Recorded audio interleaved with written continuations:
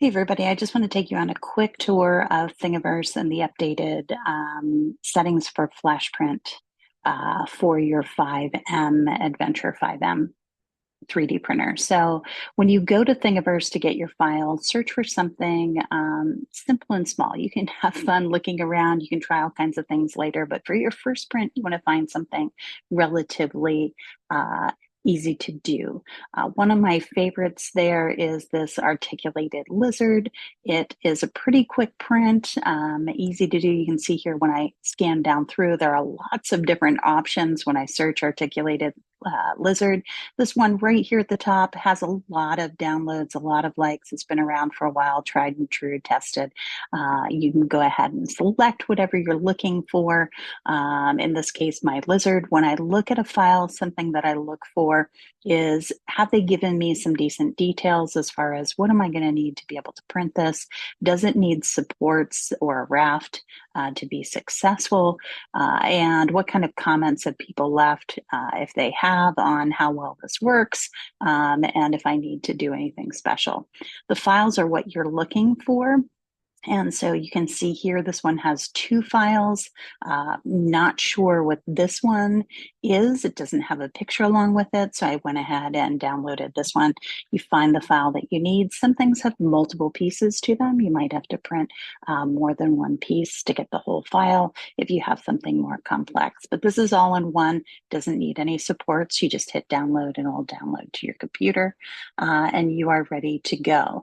I'm going to shrink down here my window then, and then I'm ready to take it into Flashprint. I'm going to go ahead and move full screen here. And if I click on the little box here, and I'm ready to load a file. So the first time you go in, it's probably going to ask you what printer type you have. You want to choose the Adventurer 5M as your printer. You can see that it shows that for me down here at the bottom left corner. It already knows that's the printer that I'm working with right now. Here's that lizard file that I was talking about. I'm going to go ahead and bring that file right in. Every once in a while, I bring a file in, it gives me this error has occurred. I always just tell it repair. Not sure what exactly it needed to repair about it, but it felt that something needed to be fixed. If I hold my control key down and I scroll around here, I can see that things are touching the print bed. So wherever there is blue, that piece is touching the print bed and ready when I go ahead to print for a successful print. I want to make sure that it's got good touch points as I go in there. Again, this one said it needed no supports, no raft to be successful. So I'm not going to mess around with any of my settings. We have another video in here that gives you a more detailed look at our Flashprint 5 version and the menu items and what they do. Because I've picked the 5M, I can jump straight to start slicing here. When I go in the first time, you'll notice you're in this kind of basic menu. And what I'd like to do is change that over, although it tells me here I've got the 5M, what nozzle type do I have, what kind of material am I printing with.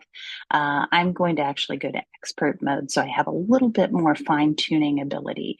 And I just want to point out, if the first time you print with your printer, it works out great, super. Go with those default slicing settings that are going to come straight through the profile. They actually, in one of the recent updates, fixed some of those settings for Flashprint to make it more successful with the Adventurer 5M, which is very popular right now.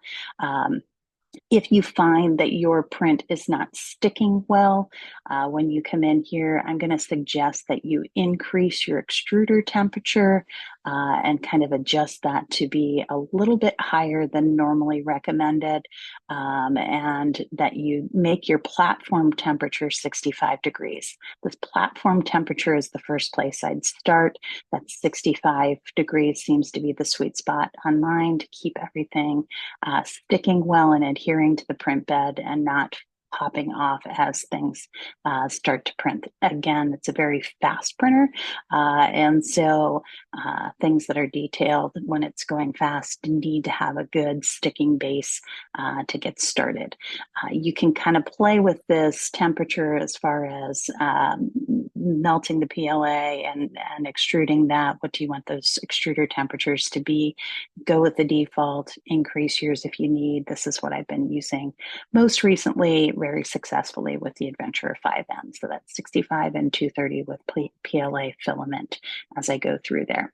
The first default that I want you to check is before you print, go to Raft, and you'll find that the default is that this is going to say yes. You want to change that to no, and then save that configuration so it remembers your settings as you go through there, and that you have the Raft turned off as a default, that you can turn it on if you need it later. And what that is at the beginning of a print a first layer to give it something to stick to as you're printing things. If you have something that's flat and has a lot of touch points on the bed to begin with, you're probably fine without that. And so I'd like to default it off and turn it on if I need it for a more complex design. I'm going to go ahead and slice this with just those simple settings. You should be good to go. When it's done slicing, you'll see you have the option for your slice preview.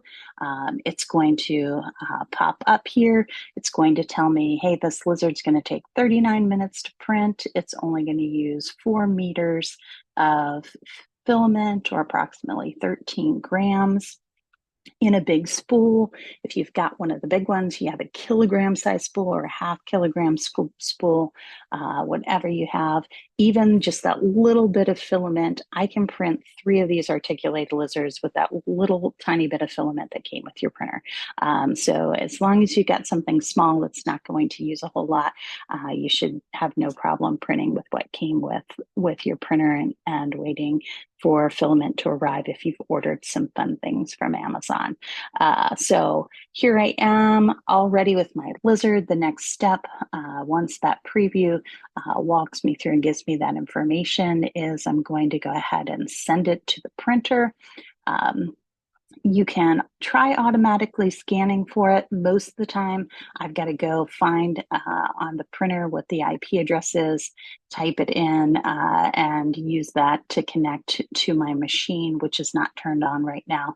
But once I'm connected, I can send it right to the printer, and that's all there is to getting that first print. I can't wait to see what you made.